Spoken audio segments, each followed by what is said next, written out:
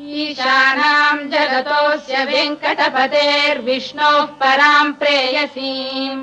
तद्वक्षस्थलनित्यवासरसिकाम् तत्क्षान्तिसंवर्धिनीम् पद्मालङ्कृतपाणिपल्लवयुगाम् पद्मासनस्थाम् श्रियम्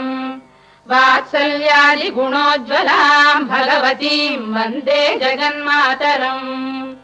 ईशानाम् जगतोऽस्य वेङ्कटपतेर्विष्णोः पराम् प्रेयसीम् तद्वक्षस्थलनित्यवासरसिकाम् तत्क्षान्तिसंवर्धिनीम् पद्मालङ्कृतपाणिपल्लवयुगाम् पद्मासनस्थाम् श्रियम् वात्सल्यादिगुणोज्ज्वलाम् भगवतीम् वन्दे जगन्मातरम् வேங்கடத்தான் விரிமார்பில் விழைந்தமர்ந்த கருணையளே பூங்கமலத்தனிக்கரத்தால் பொறுமை வளர் பூதேவி